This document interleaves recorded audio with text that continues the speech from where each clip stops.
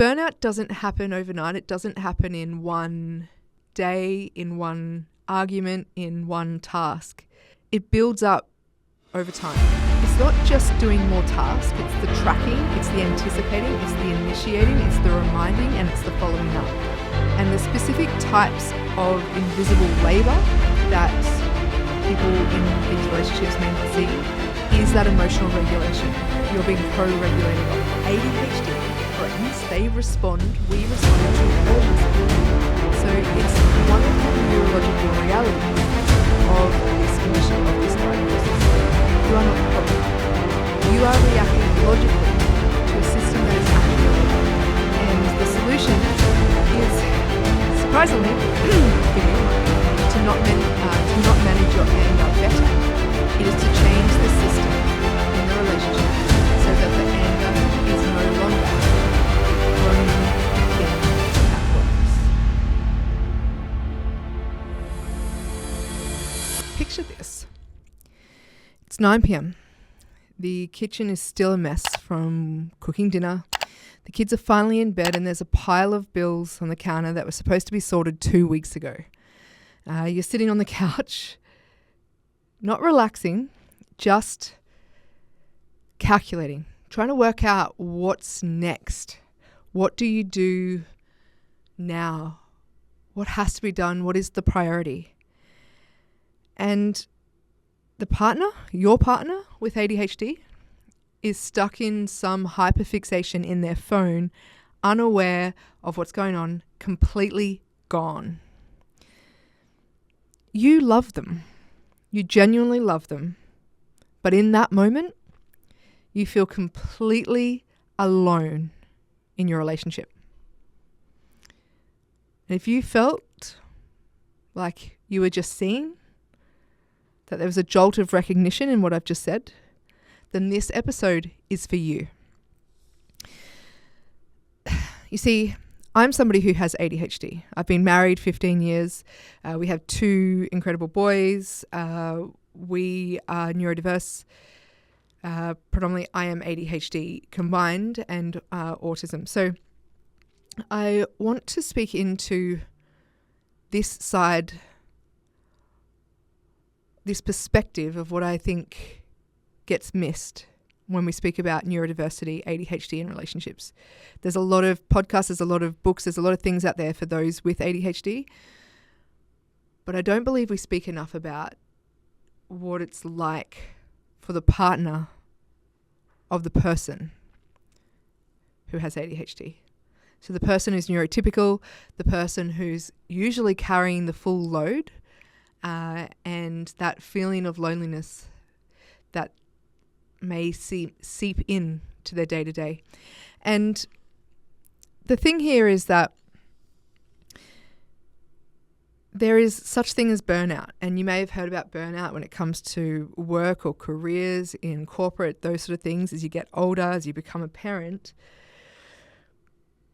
But when we talk about burnout in ADHD partners, we are talking about the fact when they're already emotionally checked out. And if this is you, I'm speaking to you specifically in this episode. Because burnout doesn't happen overnight. It doesn't happen in one day, in one argument, in one task. It builds up over time. And you feel like your partner's given you every excuse under the sun. You've tried to make sense of why they do what they do. You've made excuses for their behavior, for the things they don't do that they say they're going to do, all of these different things. And over time, resentment can creep in. You run out of excuses and you end up realizing or feeling like it's not worth it anymore. And so the signs for burnout in an ADHD relationship, when you are the partner who is neurotypical, can be fatigue. It can be when you notice you're starting to get snappy. You're feeling more angry and annoyed and frustrated. You're feeling guilty about feeling that way. You've lost your identity. You feel alone. You feel like you're the only one who's carrying the workload of the family, and the only reason things get done is because of you. And so this is where withdrawal happens. And the stats are that in a ADHD neurotypical relationship, so when you have one who is ADHD and one who isn't, the dissatisfaction in that relationship is 2/3 higher than a partnership that is two neurotypical humans. And so the guilt you're feeling in that dissatisfaction is real, and I want to acknowledge that. And so I want to talk about where to from here. What's possible?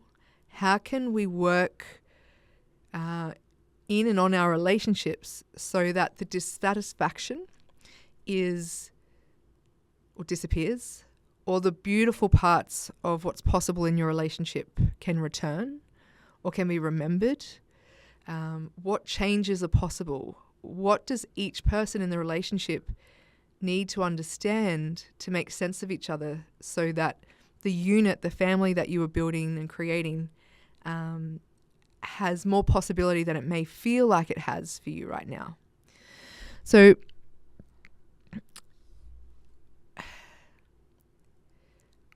this is information only, and I will share some of my stories and my perspectives in this.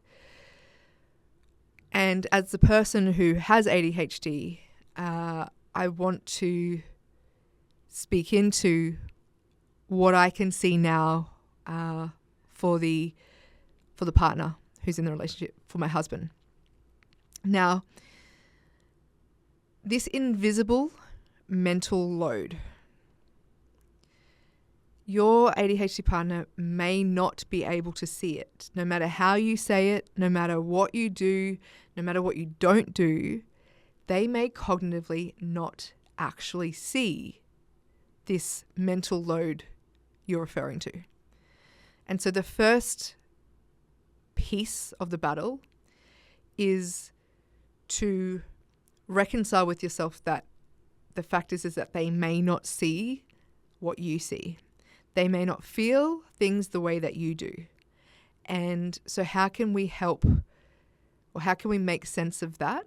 And how can we communicate to an ADHD partner in a way that, is safe for everybody, in a way that feels like we're being heard, which doesn't spiral either partner into guilt or shame. And so that invisible load of remembering when things need to be done, of following up when you've asked for something to be done and it hasn't been done, when paperwork needs to be done, when bills need to be paid, where the kids need to be at training, when the kids need to be picked up, where are the passports, when do they expire, all of these things. These are just some examples, but all of these are being carried typically, by the non-ADHD partner. And this mental load is usually the most crippling part in the relationship. So it's not just doing more tasks, it's the tracking, it's the anticipating, it's the initiating, it's the reminding, and it's the following up. And the specific types of invisible labor that people in these relationships may not see is that emotional regulation. You're being co-regulated off. You are the one who has to try to keep yourself regulated so everybody can regulate off you.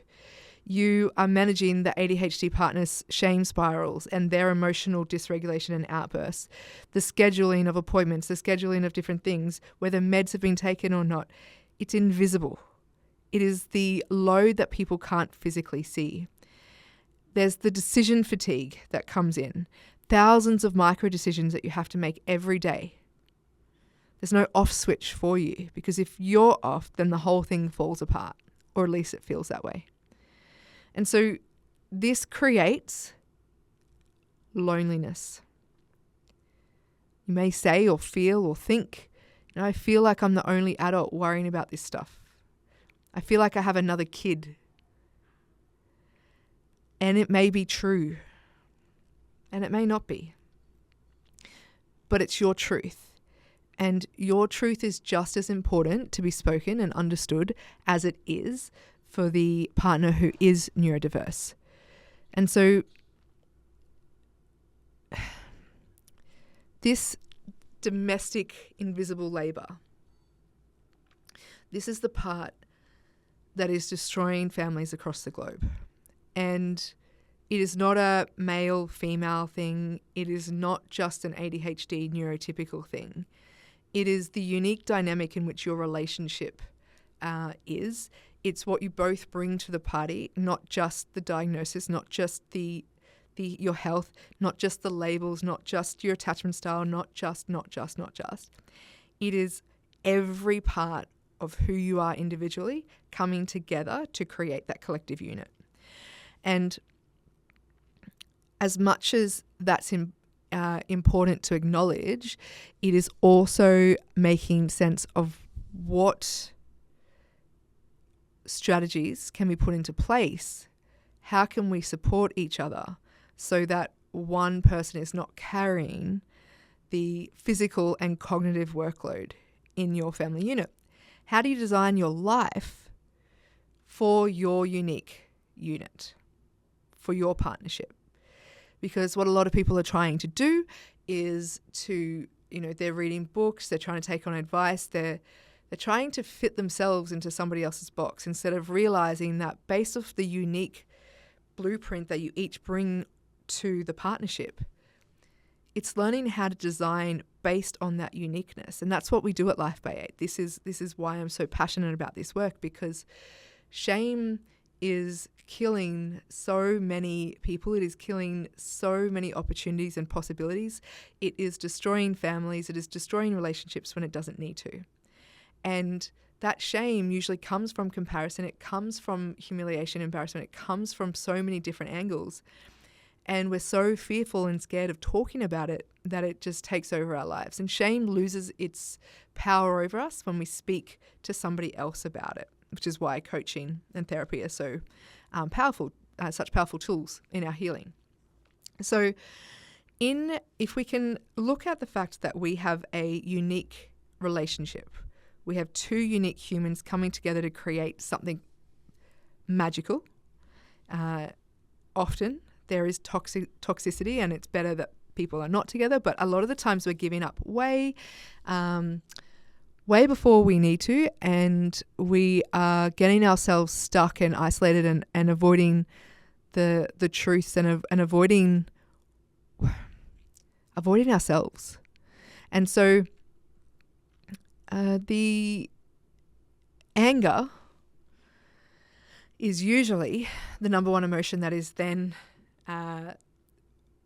projected, the number one emotion that is expressed in different ways. So not so much the way you think it might be, which is like the yelling and the screaming, but it can also be impacted in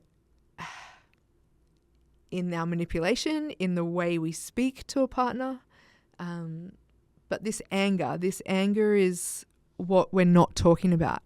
And we're scared to talk about it. And we have such a society where so many people are protecting themselves with the victim mindset. Well, you did this to me. They make me feel this way. We're looking for the external blame. And anger is a really destructive when it's not done with intention, not felt with intention, when we are wanting to hurt somebody. And hurt people. So because a lot of people that I work with, and a lot of partnerships, marriages that I work with when I'm working with both people in the marriage, it's this anger that we don't fully recognize. It's in the nagging, it's in the snapping, it's who explodes over the things that feel small. And they may feel small to the other partner or to everyone else, but they have been building for years. It's not just like it's come out of nowhere. And so the thing is that ADHD brains, we respond to urgency. So it's one of the neurological realities of this condition, of this diagnosis. So when something feels urgent and important, the executive function actually activates. So when it doesn't, which means that over time, the non-ADHD partner learns, usually unconsciously, that calm, reasonable requests don't work. They get no action because there's no urgency. Only urgency works. So you start creating and showing up and speaking in ways that get a response. So many things become crisis level. So you may have started attempting to make calm requests. You may have tried speaking or saying the same thing in different ways, trying to move things around the environment, around the house, to maybe that'll get them to do things, changing your timetables. But over time, when nothing changes, you start to escalate. And what you're doing is you're creating that sense of urgency. And when you're creating that sense of urgency and that stress, it might be getting things done, but then you're feeling guilty over it, and the ADHD partner is feeling shame for what they're experiencing, for the fact that they didn't hear you the first time, or they couldn't do it the second time, or it took you getting angry for them to do something about it. This happens in parent-child relationships as well. So when it comes to the executive function of an ADHD brain, we experience time as now or not now. And so the urgency actually gets the brain functioning to actually do something. So when we're doing that unconsciously and with the intention to create that stress, the shame and the guilt spiral begins, and the thing gets done, nobody talks about it, and then the cycle starts over again. And you are not the problem, though. You are not the problem. You are reacting logically to a system that is actually illogical. And the solution is, surprisingly, for you might be, to not manage your anger better. It is to change the system in the relationship so that the anger is no longer the only thing that works. And so how do you change that system? When I'm working with couples who are in this scenario, we have a look at, what does each person want? We start with the I am profile. We start with attachment styles, with primary rep system, each person's love languages, human design, whether you're an internal, external, energy rich way. We want to know the foundation in which you are building from. Because a lot of people will try to change lives. They'll try to, put systems in place without looking at the foundation that they're building that system on, and they wonder why that continues to crumble. So what we want to have a look at is, what is our truth? What is our spiritual, energetic blueprint, as well as the human experience we've had up until this moment? Who are we? And what behaviors are we putting forward? And then once we know that, we can start to have a look at, where are there crossovers? Where is the polarity? Where are we the complete opposite to each other in that partnership? And then we want to have a look at the future that we're wanting. What are the individual desires, wants, and needs for each person? What are the desires and future that the couple, the family, want to create? And then we reverse engineer back from that. If we don't start with a foundational understanding the foundation, nothing that you create will stick long term. It is the same, because what we're doing is we're fundamentally wanting to shift behaviors, thought patterns, and the way we need to do that is we actually need to understand and make sense of how each of you see the world right now, without blame, without shame, without guilting each other. So the reason we do that is because when we reverse engineer, we can build a system that has got future-based goals built into it, and is building based off of where you're really at right now, like starting from where you are, which means even though the ADHD or the neurodiverse brain operates from a now, not now timeline, we have looked at past, present, and future in that system we're building. And so we can build in what's required so that the timeline is experienced by each person as now, not now. And I know that may sound, abstract. And the thing is that each system is unique to the couple or the person it's been built for, because none of us are the same. And so with like technology and AI that's available now, I can build incredible systems that, might be time systems, it might be communication tools, it might be apps, it might be, emotional trackers, cycle trackers, we chuck in perimenopause and all these sort of things in there in the dynamic of your relationship. The systems that we build are unique to you, and more than any other time in history, are we able to customize and build and design lives and systems for the first time ever, for the easiest, cheapest output. So what we want to have a look at is you need to understand the foundation that you're both coming from. So the I Am profile is free. The link is in the comments. You can both do that yourselves, and you can try to DIY this as well.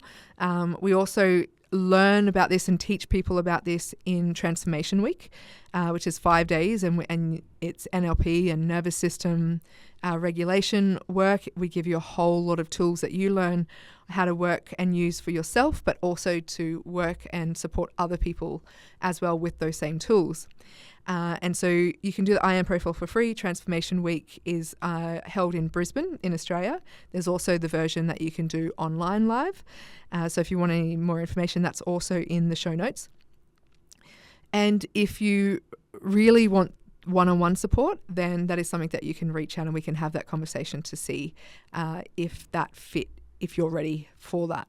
So what's really important to recognize in all of this is that there is no one person here to blame. This is not about the ADHD brain, person, needing to be the victim or feel sorry for, or they need to do nothing. Both people in the relationship need to want to do the work. You as the non-ADHD partner, you are not the problem. You with the ADHD brain, you are not the problem.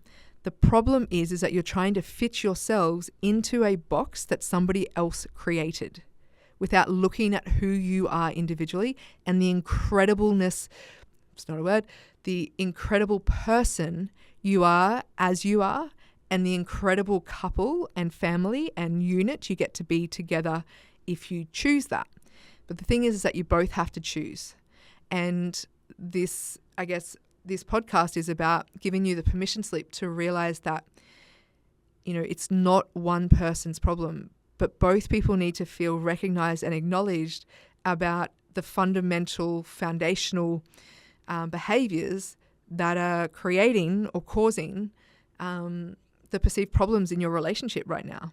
It doesn't mean the relationship has to be over. It doesn't have to mean that only one person does the work. It is the ability to look at each other, to remember why you love each other, and both to choose to want to make this work. Because then from there, a relationship requires two people to choose. From there, if you're open to see the truth of where you are right now and the gap between where you are now and where you both want to be, only then can a system that you create or put in place, only then is it possible. So I hope that resonated with some of you. Please, I love reading your comments. Let me know your thoughts. And as always, thank you for being here. Because of you, I am. Have an incredible day, night, evening, wherever you are. And thank you for listening to the Life by 8 podcast.